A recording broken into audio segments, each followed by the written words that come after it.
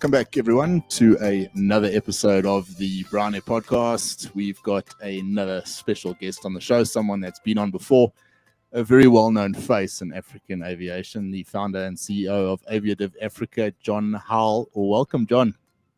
Thanks, guys. Great to be with you, Brian. Great to see you, Ryan. And thanks for having me back on.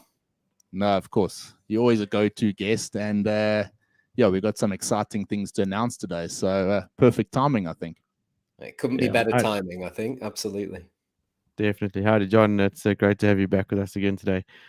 And I'm keen to hear all about your recent trip to Kenya.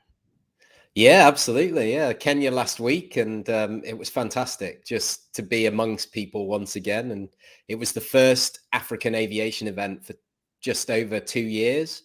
So that was where I was when the lockdown happened. I was in Addis at an event, and we started to get this information about COVID, and people were being sent home by their companies and cutting the trip short. It was all very confusing. And I got home and didn't think it would be 2 years before I next went to Africa for an event. So it was the ACI Africa conference, so the airport council. A lot of the African airports were there. Mombasa is not a bad place for a conference, right on the beach, 35 degrees, beautiful Indian Ocean. So yeah, it was fantastic.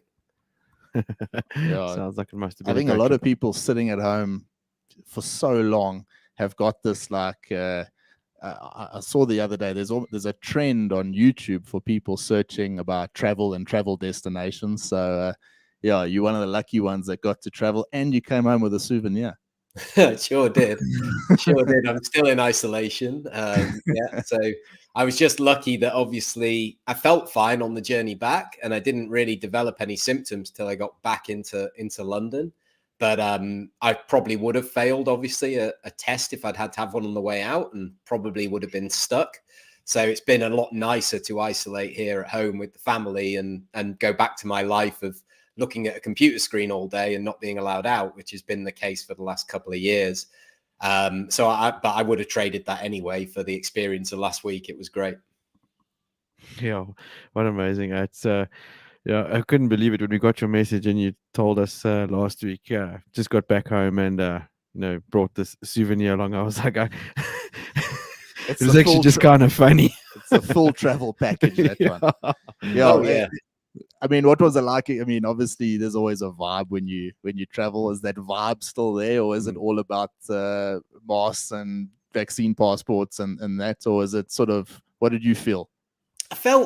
It did feel a lot more chilled out than my previous. I did go to Dubai for the air show in November, and that was fine because Dubai's pretty much been very liberal. I mean, they're not in terms of you have to wear masks even outside during the event there.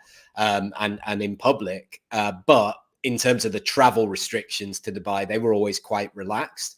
What actually happened with Kenya, which of course South Africa's followed suit with, is they removed the requirement for the PCR test. Now it was too late for me because I'd had my PCR test and paid for that, paid the £130 for that the day before I traveled. When I got to the airport, they said, "Oh, you don't need it now. The government has removed it." So I was like, okay, great. But, so obviously that was one piece of paperwork we didn't have to show, and masks on the plane, but very relaxed. And then, very friendly when I got into Kenya, and it was all very easy. So I would recommend traveling, getting back out there to anybody who's a bit like me, got stuck at home. It's almost too much effort to think about traveling, and it's easier to just live this virtual life. But to be honest, it's not that much fun compared to the real thing. Yeah, that's for sure. It must have been really exciting to that whole build up to traveling again. The small things like packing your bags, and getting ready for the trip. There's always a vibe around it. There's like an energy when you travel. Yeah, that little bit of excitement of, even if you see the dog getting excited because they know you're traveling, that's a small cool thing. Yeah. But I miss that. It's. We used to go to France every 6 months, and I so look forward to those overseas trips. Don't you feel it's been really cool? We're in this like phase now where everyone is just waiting for, we understand they're not just going to cancel sort of restrictions and that. We've seen hints at, like in the States, there's a big push to get rid of masks on aircraft. And I think as small as that thing is, the minute people hear as well that you no longer have to wear a mask on an aircraft, that's like another step closer to being back to normal. And then you're going to find people more and more keen to go out there and travel. So we obviously need to encourage that. It's a huge part of our industry, of course. And so long may that continue. Jon, there's a couple of important things for us to talk about today, and the one that I want to start off with is Jon is sitting on podcast 199 at the moment, which is one hell of a feat, because when I was making the thumbnail for us today and I put on number 90, I thought, yes, this is like serious business now, 90, and Jon's sitting there on 199. So the next podcast that comes out, Jon, of yours, going to be number 200, which is wild. And from us to you, massive congratulations there. And I mean, can you give us, I mean, Aviadev has played such a critical role. I mean, not only from a podcast perspective, but from a connecting people. I mean, you connected with us through it, and it's been a hell of a platform for you. And I know you cannot get to where you've gotten to without having an absolute passion for it. I mean, you live the brand, you do it consistently. But there must have been some lows along the way. Did you ever feel like giving up once or twice and say, this isn't worth it? I'm sure there were times where you felt like tossing in the towel on this one. Oh, yeah, 100%. I mean, it was in almost 4 years to the day that I started the podcast. So we've been very consistent. 200 in just under 4 years is one a week or 50 a year, And I think that's the key to it, is to keep that drumbeat going. But when I get somebody I write to and they respond and say, oh yeah, I listened to that podcast last week, or they reach out to you because they've listened to something, or just when you go to an event and somebody comes to you and says, oh, I feel like I already know you because I've listened to 5, 6, 10, 100, however many podcasts as it is.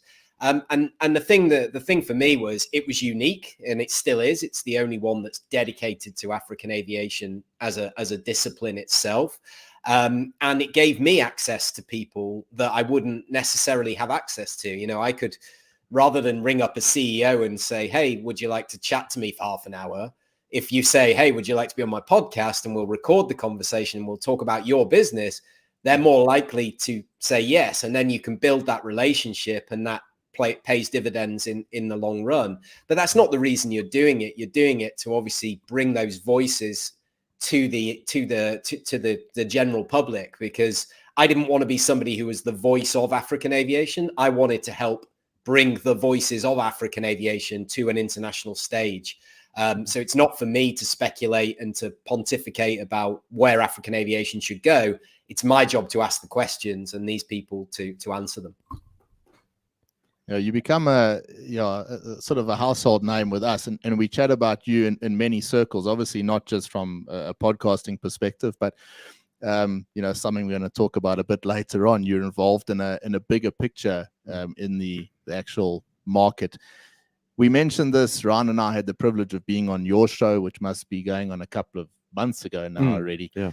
And I got to actually thank you at the end to say, you were one of the first people that, backed us. You gave me a call. You asked to meet on Zoom or whatever it was. That's and we right. had a nice conversation. And you were the first sort of guy in the media space in aviation that sort of said, guys, you're on the right track and you need to carry on doing what you're doing. And I actually, after that meeting with you, I got together with Ryan and we said, hey, we're onto something here. Let's not stop. Let's push forward. So it was a nice thing for me to feel the support from you, because that's what we've tried to do for other people going forward. I think people need it from time to time, especially in the state that we've all been. It's been an incredibly difficult time, and to have positive people that are there to back you has been wonderfully important. So I'd like to thank you on our show. Thank you, Jon, for backing us back then. We needed the backing, and you provided. Thank you. Hey, no worries. I just think, you guys, sometimes you make me look bad though, because your production is unbelievable. You put so much effort into the graphics, into the studio you're sat in there, whereas I'm in the corner of my living room, trying to make it work. So you sort of push me forward as well to try and improve the tech and the kit. I like to keep it simple because it's not the core part of the business. But obviously, you know, we do want to invest in decent sound quality and make sure that people want to hear. But, you know, you guys have always had this amazing, you know, just your initial credits. I love when I hear the music. I know immediately what it is. The screen in the background showing all the different things. You know, I could learn a lot from that. It's just, and I think there's room for all of us. That was the key. When I reached out to you, it was, I really like what you're doing because it's very different. It may have been different if you were just trying to copy what I was doing, but that was never the intention. So I'm a big believer in we can all win, and we're all trying to promote the same thing within reason. So yeah, you know, hats off to you guys as well, because it's a great production. Thanks, John. No, thanks, John. We appreciate that. But I mean, you know, the cool thing about podcasting is it's a pretty small community as it is right now. It's growing at a rapid rate. But the community that we're part of in this podcasting sort of world is really awesome, and the connections are awesome. And, you know, 200 episodes from your side is no small feat. I mean, Brian and I are quite excited every week. It's 89, it's 90. We're building up to episode 100. But I think the excitement from that comes in from we know how much effort and the energy that it takes to keep the consistency and the build up every week, and to keep the whole process going. So that's why we get so excited about our episode numbers. And you know, again, very proud of you for reaching that magic 200, and maybe there'll be 800 more very soon. You know what? You guys will get there soon. Don't worry, you'll be there. Yeah, it feels like a hard slog to the 100 first. It's not a sprint. It's a bit of a marathon, but it's cool. But you know what John managed to do as well, because he a lot of your episodes, John, are obviously remote. I mean, you live in the UK, so it just goes that a lot of your guests are obviously in Africa. And it is, you know, doing a show with you today is relatively easy. We got to know each other quite well. But there is a bit of a difficulty involved. We experienced it firsthand, where you don't know someone, and now you sort of face to face on the computer, and you've got to push out an episode. Now, John's done that consistently. I mean, and there's other issues. You know, you've got to, what happens if the person you're talking to doesn't have you know, is using the microphone out the computer, or, you know, there's so many things that can go wrong. And I'm a bit of a control freak, so I like it to be in control of the production. So it's always easier for me to have someone in the studio. And but obviously we know, I mean, it's just not possible. And obviously to have someone like you on is a breeze, because you don't exactly have to brief you on what to expect.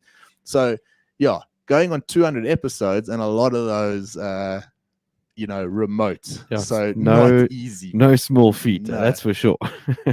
To be honest, too many of them remote, because obviously in an ideal world I would travel just to do that interview, but that's totally unfeasible. There's just no financial, commercial way of making that viable. Plus it gives them access, you know, it gives you access to people to say, hey, I just need half an hour of your time on a Zoom call. They're so used to that now, and it's something a little bit different. But, you know, make the most of the opportunity. So I went to this event last week. I was only there for 3 days, but I recorded 7 podcasts, plus doing all the other stuff that was going on.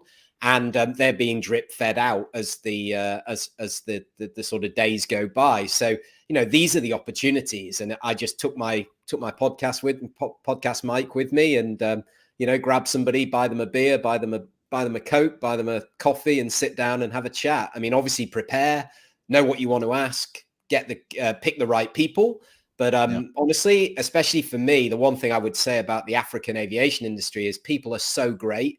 They don't have these red tape processes of, I have to go through a communications team and approve this, and I want you to remove all the ums and ahs and all the rest of it. They literally, I interviewed the Kenya Airways CEO last week, and I'd sent him the questions. We just set it up over a coffee, recorded in one take. He never said, can I see it before? Can I listen to it before? Just let me have control to put it out in its raw form. And there's no way of then editing those messages. People can believe what's being said because it's coming out of his mouth. I don't have a hidden agenda as media. I'm asking the questions. You're hearing the response, not an edited, filtered response through the media according to a particular angle of, we hate this airline, or we love this airline, or whatever it may be. It's just straight up, you can trust the information. And that is such an important thing at the moment. The journalism in aviation, and I don't know if it's just South Africa or what, but Ryan, it is horrendous. Oh man, John, I mean, no comment. The topics we're going to talk about later. I mean, we got a local newspaper here, the Daily Maverick. Yes, and they're not bad, but the title of this last week, I don't know if you saw it. It was all about Comair and will they survive? And the picture, they had taken a Comair Kalula aircraft, they had rotated it through 180 degrees, put it on its back, going towards the ground with the gear and everything down, which it was up in this case. And that was the article. And it was absolute sort of bullshit. And when we've got an awesome artist here in South Africa that writes a lot of or draws a lot of things for the newspapers, Zapiro, I think. Yeah, Zapiro, yeah. And they actual drawn things, and they're really clever. A lot of it's political, but here a guy has just taken a picture, turned it 180 degrees around, and made it look like this Kalula aircraft is flying towards the ground. And the written journalism, even the one spoken on the news, on ENCA, it is pathetic. Yeah. So the value in what you're doing and actually talking to the people and people hearing it coming from the horse's mouth holds a lot of value.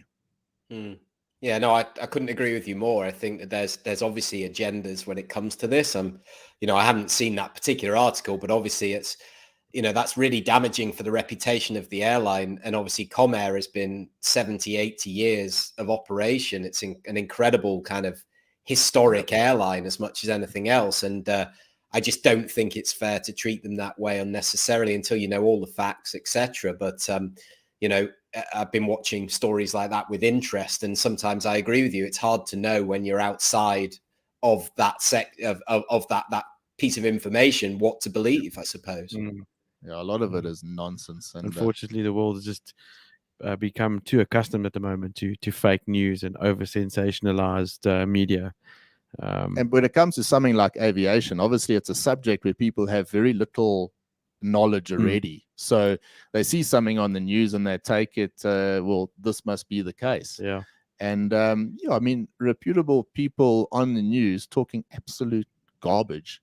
And you see the amount of articles and you go, come on, there's a agenda here. This is a smear campaign and it's ludicrous. So yeah.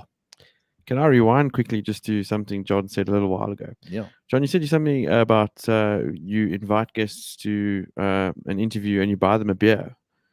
Like that got my interest. It's like, how many beers does John have now? Yeah. Like I'm keen. Sign me up. Is there an opportunity for that in the future?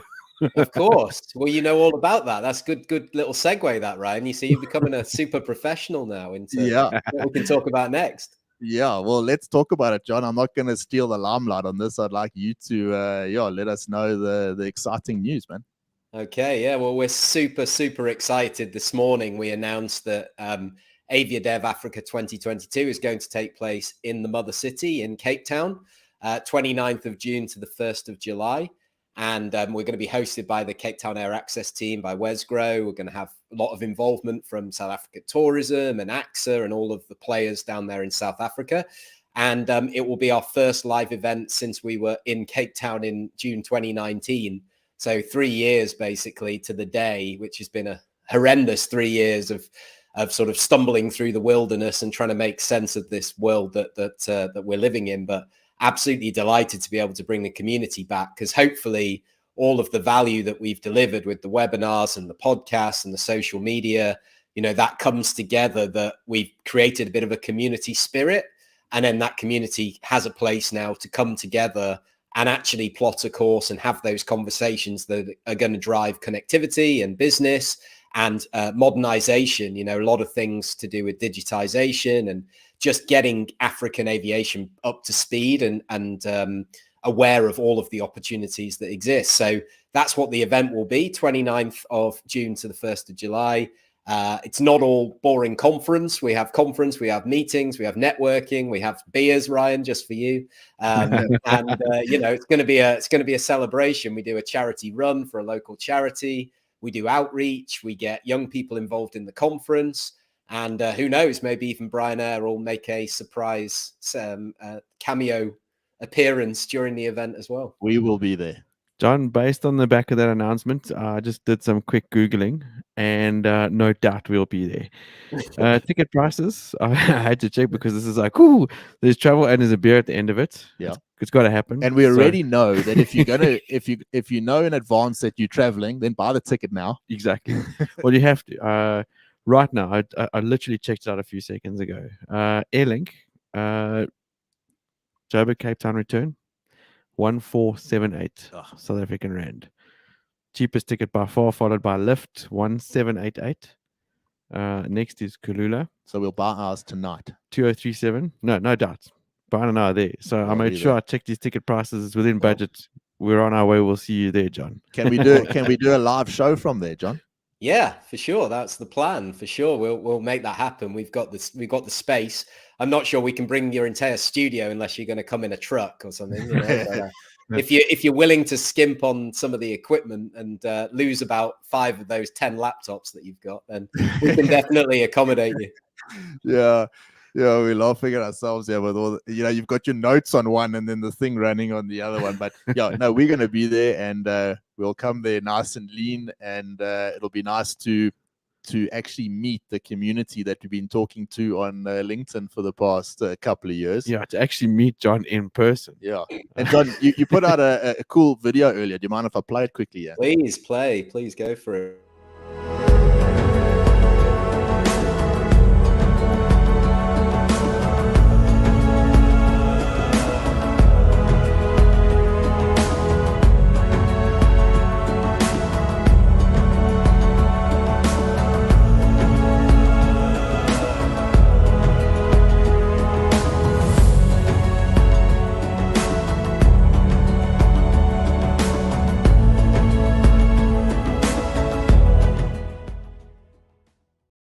Do you like the branding?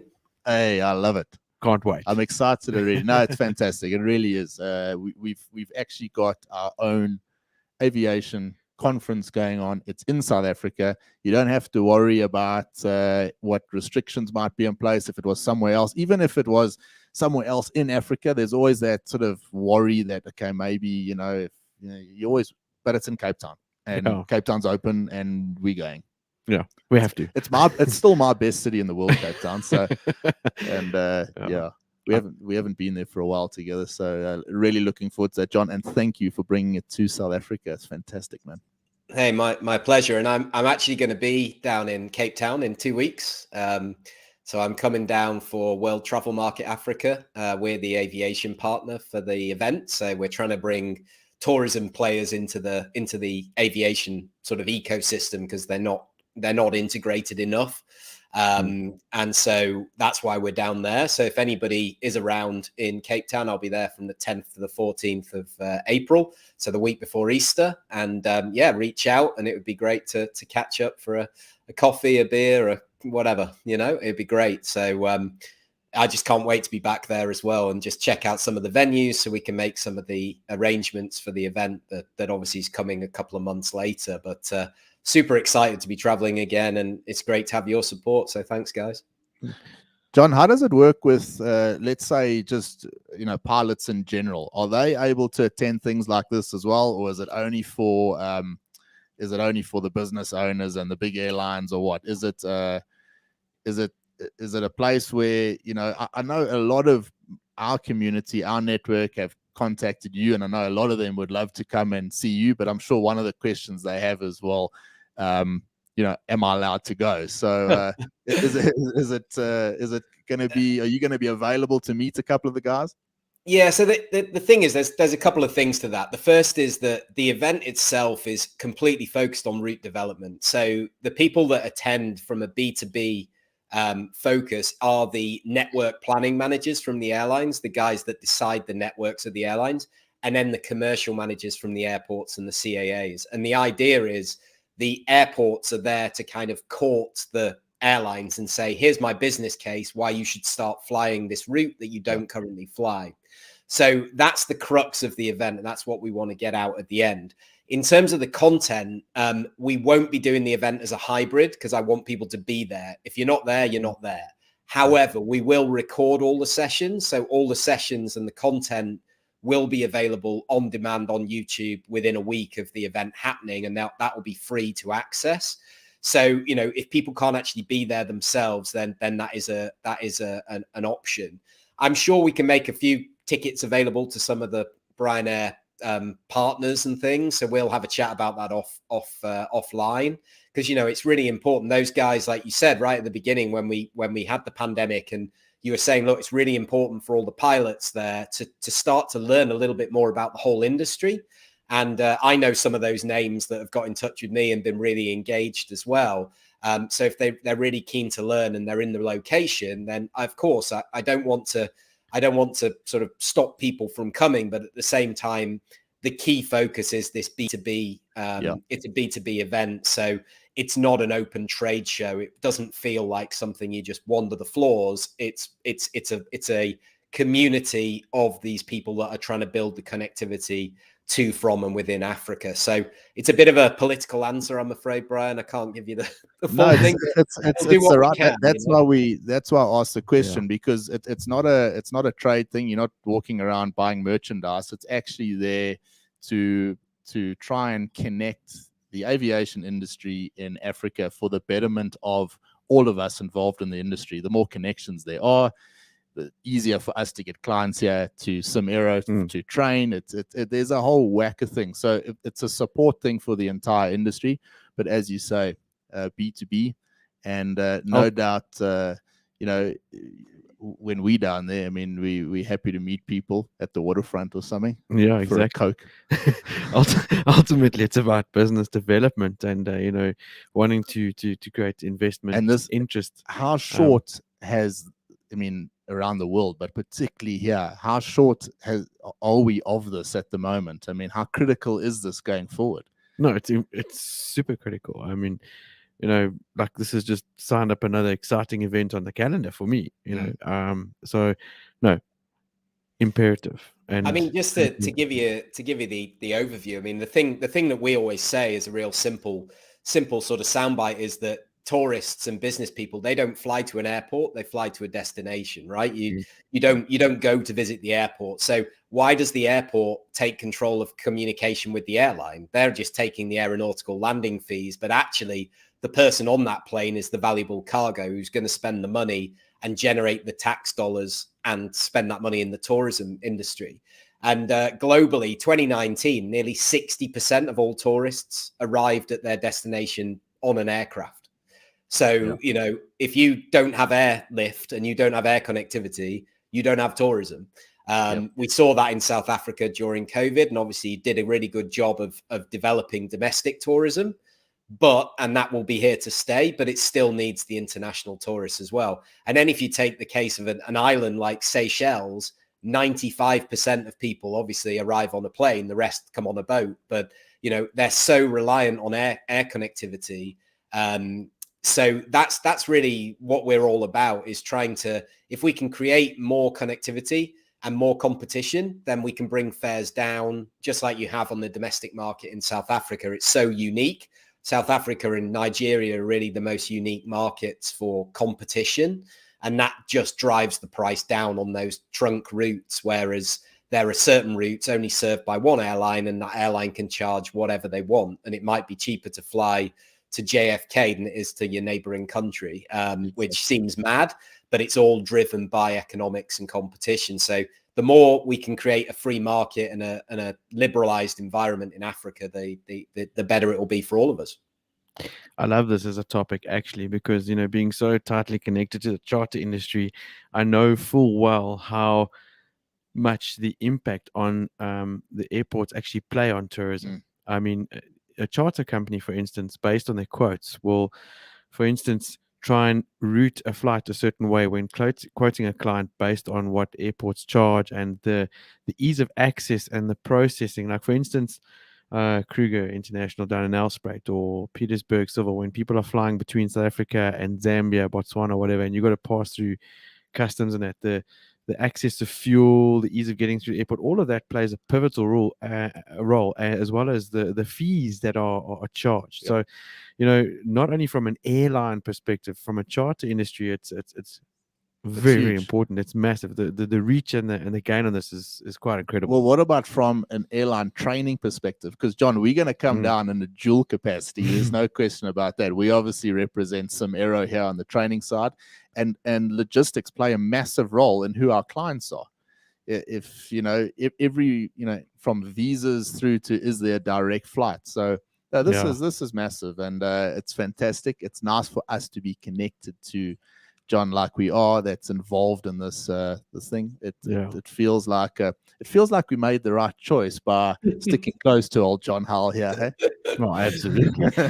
If not for anything else, at least John buys beer. So well, that's to be proved yet, Ryan. To be proved. No, fantastic, John. Well, it's to sum up there, 200th episode. When's that coming out? That'll be out first thing tomorrow morning. It's a bit niche. It's an interview with the new Director General of Conakry Airport in Guinea in West Africa, who's somebody I worked with 10 years ago and has gone back to Guinea and has got really big plans for that country and that airport. So it's about that. I would say if anybody out there's listening that wants kind of an entry level and something a bit more South Africa, or at least with the South African interest, I did interview the Kenya Airways CEO last week. We talked about the SAA alliance and partnership and how that's going and how it's going to look, and it was very interesting in terms of you hearing it from the horse's mouth. Again, there was so much media about what is this? Is it a partnership? Is it an interline? Is it an alliance? Is it? So nobody seemed to really know, and he gives a lot of those answers on the podcast. So it's called Aviadev Insight Africa. Obviously, you can listen to it after you've listened to the Brian Air podcast, but you'll probably do that anyway. But hopefully, it will be just like you guys accompany me on my Friday runs. Hopefully, people will pick that up as a habit, and you guys just keep up the great work because it's indispensable listening for me. No, thank you, John. And I think we're gonna keep. Obviously, we're gonna keep this energy going right up until the event, because it's a common interest for all of us. So it's fantastic to have you on the show again. No doubt we're going to get you on in the future, and of course Ryan and I are always keen to be on your show again. And I hope you make a full, very quick recovery. You look fine. You look like the typical COVID patient that you can't tell has actually got anything wrong. But thank you, John. Thanks for joining us this afternoon. My pleasure, guys. Have a great show, and great to be with you. We'll see you in person soon. See you in person soon. Cheers, John. John, thanks so much. Love your work, and thanks for all you're doing for African aviation. Catch you soon. Cheers, Ryan. Thanks, guys. See you soon. Bye. Well, that was it there with John. He's always such a fantastic guy to chat to. He's got such a wealth of knowledge. He's right in it. I mean, 200 episodes, Ryan, is ridiculous. It's insane. It's ridiculous. Like I feel like a hero here on 90, and he's sitting on 200. So it's just crazy. That's massive. Look, I mean, he's had the advantage of having done it a little bit longer than we have, but again, like I said, we were talking with John, which is also a thing. I mean, let's face it. I mean, podcasting, we even got into it before the sort of popularity spike. So this was way early on the popularity spike there. I mean, long. So, and then, look, like you said, 4 years, 200 episodes, 50 episodes a year. It's an episode a week. That's a tremendous amount of dedication to consistency. We try to do that. Yep. We nail it, and then obviously there's things that happen, and sometimes we don't always get it right to do it every week. So we maybe nail out 45 shows a year, but there's work behind that, and it's admirable that John's reached that feat. So 200 episodes, guys, in the podcasting world is no small feat, really. Yeah. So check out John's show; it's well worth it. And local travel news. Don't have to wear a mask. Yeah.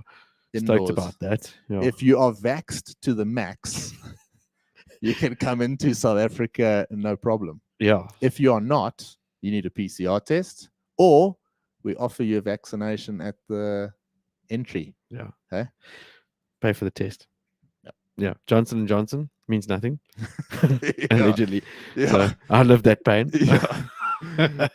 Geez. Yeah. But okay, anyway. It is some big news. No masks outdoors. Masks indoors unless you're at a restaurant, because you can't catch it if you're sitting down, something like that. Yeah, there's all those little quirks. How do intelligent people around the world have people just blocked out the ridiculous rules and regulations?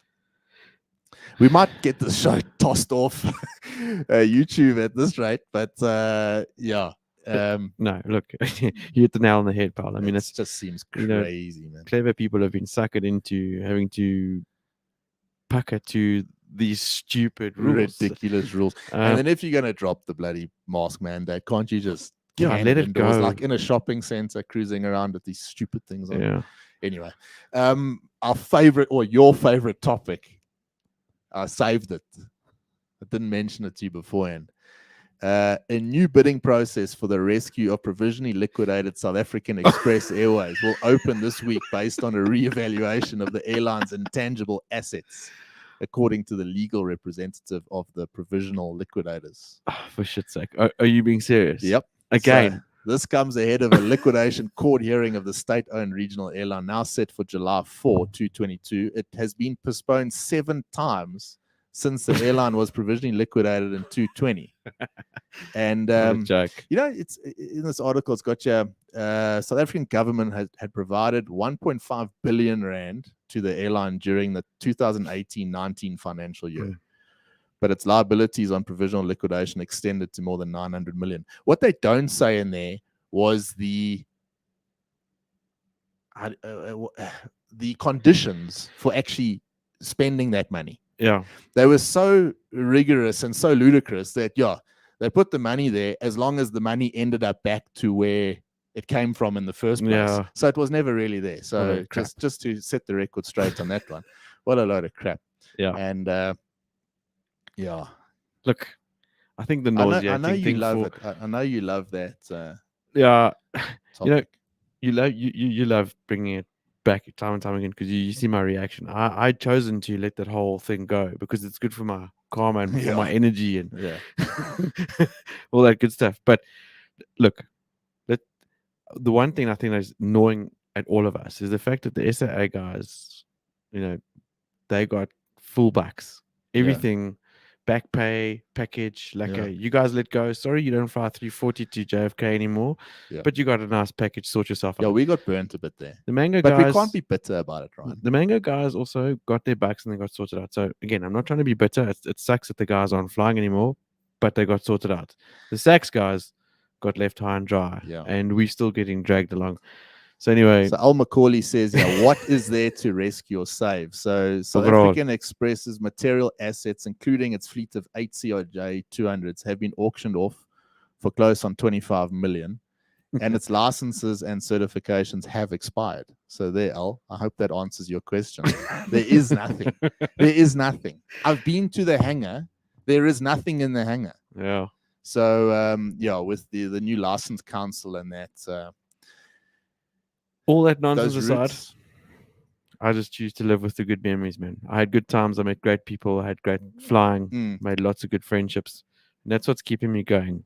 I can't dwell on the rest of that nonsense. No, but it's been delayed 7 times. So it's just been getting pushed and pushed and pushed. Anyway, I did mention already the article with Comair. I just found that bullshit. I mean, a reputable Daily Maverick aircraft upside down. Useless, man. Yeah. Draw a picture, put some effort into it. But whatever. Put some effort into the context of the actual reporting as well. Get the facts. How do you attempt to land 4 times? Okay, first of all, where 4 times come from, and how do you attempt to land? There was only one attempt to land, and it was a successful attempt. They only tried to land once. When they did a flyby, they were not attempting to land. Yeah. So please, it's not 4 attempted landings. It was a flyby, which was meant to be a flyby, and then 1 landing, which was an attempted and executed landing. Exactly. Oh, man. Anyway, so they've moved their maintenance away from Lufthansa Technik to SAA Technical because the issues apparently fall under Lufthansa Technical. So it's to do with their QA and safety side. Ryan, look, it's not like the Germans are known for their engineering anyway. Yeah, exactly. And they're not. It's not like they, yeah, kind of know what they're doing. The most precise nation on the planet. Yeah. But anyway, we spoke about it a bit. But yeah, that's the Comair had to take corrective action, and that corrective action had to. That was, of course, moving everything across to SAA. Technical, I do like what they said. Comair pointed out that Lufthansa and its technical maintenance facility ranks globally as one of the most respected airlines and maintenance organizations. At the same time, Comair says it respects and fully supports the SACAA in fulfilling its mandate of ensuring that flight safety standards prevail in South Africa. We'll leave it there. Look, at the end of the day, I still maintain it's probably more a paperwork issue. It's more about dotting the I's and crossing the T's and whatever the case may be. They'll get it sorted out, and all will turn out fine at the end. I'm just glad to see that Comair is still operating and the guys are flying. And, it's nice to see that our mates are doing what they're supposed to do, because it'd be like tragic if they were still missing. Can you imagine what the ticket prices would be now? Yeah, no, crazy. But what we haven't been doing, we don't talk about Airlink a lot. We don't talk about SAFE too much because the guys are cooking there. They're flying, see them all the time, and everyone's doing well. Thank goodness for Airlink. They flying to a lot of places. As you said, they got the cheapest tickets there for Aviadev. Exactly. They're connecting over 45 destinations at the moment. So, I mean, that's a lot. It's brilliant. Yeah, you sit here at Denell and you watch the aircraft take off. I mean, it almost feels like every second aircraft is an Airlink aircraft. No, I think it's a fact, man. It's I've seen it. Obviously driving out of here to and from work every day. The majority of the airplanes getting airborne and landing are Link tails. So yeah, have you been following obviously, what's going on in the Ukraine, but I found this quite interesting. So Ukraine International Airlines, so obviously they're not flying at the moment, but they are looking to go off on wet lease to anywhere in the world that might need them. They got aircraft, they got pilots, they're all trained. It's a one-stop thing. And I thought, if South African Skylink Airways is going to start, this is probably the right way to do it. I'm not sure any other way, but the Ukrainians can come in there and one-stop shop. They pilots planes ready to go. So, if you really want to piss the Russians off, then I suppose South African Skylink Airways could go that route. It's just especially an idea. They're available. It's just a flat-out idea. The EASA certification board has flat out, or I think the world has said, like, that Sukhoi jet, don't ever think that you're going to get certification. Yeah, what's the other one? It's not the Sukhoi, it's the, I don't know what it is, but I thought it was a good idea. That's funny, man. That makes me laugh. Sorry. Do you know the Western fleet inside Russia at the moment, and most of those aircraft are leased in, and I did a bit of research to see what's there at the moment. 793 Western airliners are in Russia at the moment. So technically been stolen, by the way, as well. 32 CRJs, mainly 200s, 27 -8s, mainly Q400s, 22 ATRs, mainly the 72 500s, 367 NGs, and 337 320s. Yeah. So there's a lot of airplanes there, and a lot of those are leased. We spoke about that earlier, and it's something that we need to watch, because a lot of those aircraft are not going to end up back on the World Registry of Aircraft again. It's crazy. It's just nuts. Eh? Yeah. Honestly insane. You're still laughing at that. Like that South African Skylink Star Airways, or whatever, that whole... But it's a good idea. This is a one-stop shop. You get, it's Ukrainian, but I mean... Yeah. No, look, that subject makes me laugh time and time again. And look, we could make a podcast on our own, a whole session just about that. I mean, the LinkedIn advertising on it is just ridiculous. Anyway, yeah. Well, leave it there. On the back end, back to South African local news of the lockdown relaxation rules and everything. We're seeing the Stellenbosch Air Show happen this weekend. Is that this weekend? It's this weekend, and obviously, is it allowed to be an air show? Yes. Is it back at air show? There's now? no restrictions on the amount of people that are allowed to attend a public event. So obviously, if you're outside, no masks required. And listen, the lineup that they're advertising, it looks like a full-on air shows going down there this weekend, and I just love that because it means air shows are back. Yeah, and I've been a while. Like dying to take my little kid to an air show. Riley would love to see that stuff, and so I'm excited about that kind of stuff coming. That's cool. No, I'm glad that's happening. Yeah, so that's at Stellenbosch this weekend. This weekend, yep, awesome. We speak about aviation news, so we can't do a show without mentioning the tragic events that happened in China. Yeah, with the 132 people that lost their lives on that 737. We can't speculate as to what happened. Everyone's got their own theory. There's morons on Facebook posting pictures of old plane crashes with tails missing and saying, "Oh, look, this is what happened." You don't actually know what you're talking about, so wind your neck and just wait until the investigation is done. You can't speculate as to. I think the worst thing that it caught the world with that crash was the headlines came out: China Eastern Airlines 737 crashes, and I think just about everyone in the world thought, "Shit, I hope that's not a Max," especially Boeing, because can you imagine what that would have done? Fortunately, it wasn't a Max, but look, and tragic accident nevertheless. But that the 800 does not have MCAS. Yeah. Okay. So everyone that's saying, okay, it's this issue again, it's not. No. But I mean, gee whiz, we've all seen the CCTV footage of that airplane coming down, and it was doing a fair whack of knots. Yeah, 31,000 foot a minute or something. Yeah, really decent. But yeah, wait for they found the black box. They did. They found the black box. The big thing, obviously, if you want to look at the aviation angle, as we do, will this delay the recertification of the MAX in China? There's a lot of MAXs that are supposed to go to China. Now, one of the things Boeing is having issues with is they need to get those. I think there's something like 132 or something, that 140 MAX jets are already constructed for Chinese customers. So it's a lot. So they need they need that certification to happen. Yeah. This will no doubt delay the certification.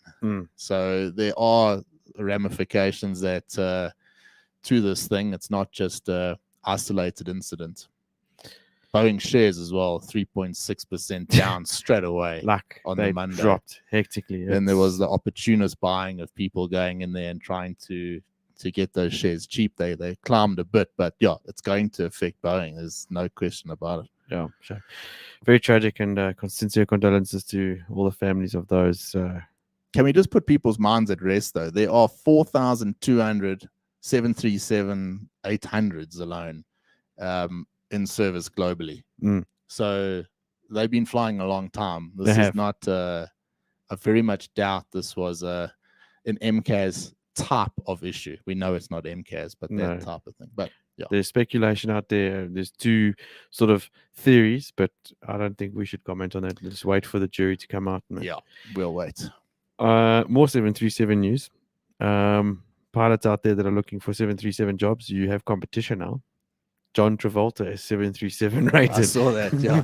Is he also going to fly Dubai? Maybe, because the film industry is not paying that well, so yeah.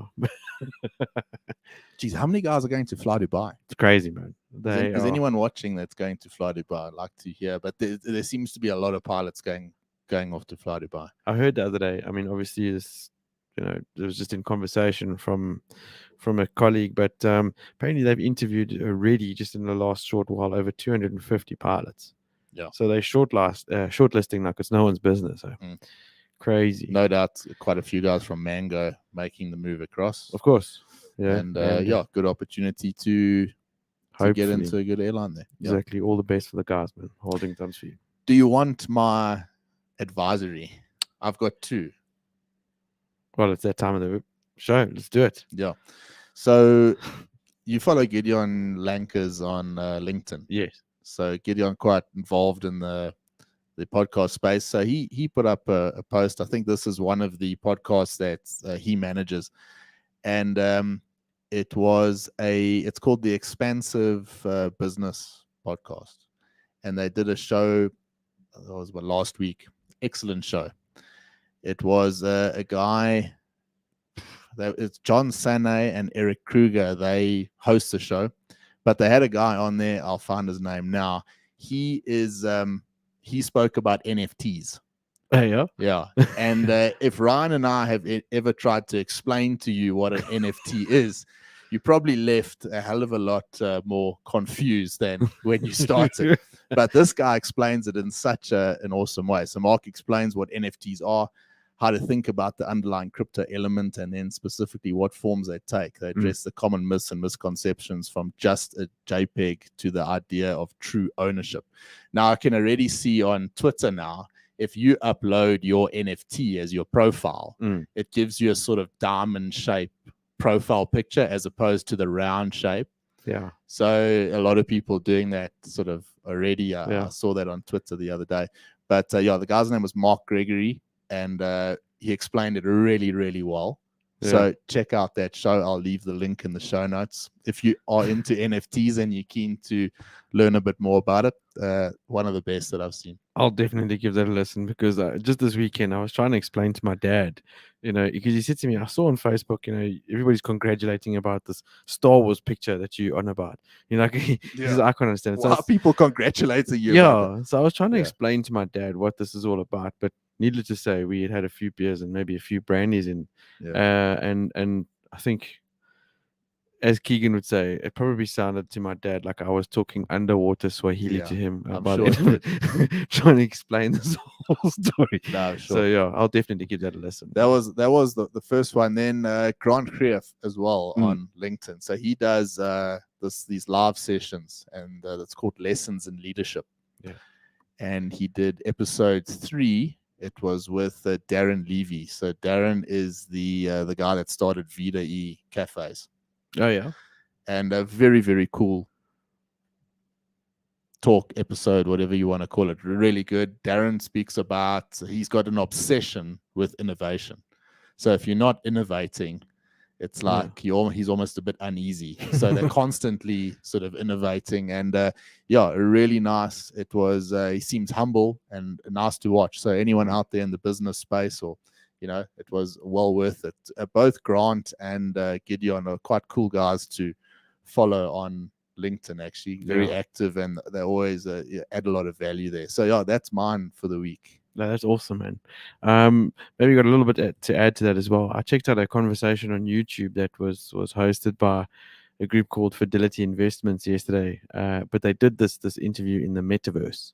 Okay. So you're watching this video on YouTube of these guys in the metaverse. So it's not like you're actually in it, but you could see where this is all going. You and I have spoken about this a couple of times. And we're going to have a digital version of this studio. I actually watched these guys. So you're kind of a spectator and seeing these guys, this metaverse thing going. So obviously they're sitting there hosting a conference talking about cryptocurrency and NFTs and all the stuff that we're interested in. But there was an audience. Mm-hmm. And everyone was joined, obviously wearing virtual reality goggles. And if you watch this show, the way they're speaking about it, it's like, this is so cool because it's like real. I can see you drinking your coffee. Yeah. And it was like awesome because like we've spoken about it. We sort of have an idea of what it's about, and it's going there. And there's no doubt. Something that got me interested is like, I wonder how this is going to actually start transforming its way into the aviation industry. It's maybe something we can speak about a bit more later on, but VR training in aviation and all that kind of thing is going to become a big thing. No, it's going to become a huge maybe thing. Something to pay attention to. It's something we're paying attention to already, I'd say. Did you watch the Formula One this weekend? Didn't miss it at all. Yeah. Man, what a race. Yeah, if you're not watching Formula One, you probably should be, because it's the best it's been for a hell of a long time. It looks like there's going to be 3, maybe even sort of 3 teams right at the top there. Ferrari, Mercedes, of course, always there, and Red Bull, if they can, keep their car going. It was quite cool. There's a race this weekend, I believe. Saudi Arabia in Jeddah this weekend coming up. Yeah, so give that a watch. It's well worth it. Yeah, no, look, it was just incredible to see my favorite team for a change. Ferrari at the front end with a 1-2 finish. Mercedes got lucky. Hamilton, I'm sorry, but you didn't deserve that spot. Yeah, he certainly got Formula lucky. One is so much better when Ferrari is doing well, though, because they got so much support. It's just there's a vibe around Ferrari. So exactly a 1-2 finish, couldn't wish for a better thing there. But I was pissed off about Max. Look, Max and Perez. I mean, to see Perez nail it out in that, what was it, the second last corner? Yeah. It was sad because it would have been cool to see him finish third on the podium. Yeah. But look, no doubt there's going to be lots of conversations and panel beating in the workshops this weekend, and let's see what happens in Saudi Arabia. Yeah, good one to watch. Everyone for watching, thank you for joining us this afternoon. We have our loyal supporters here, and always wonderful to see your engagement with us.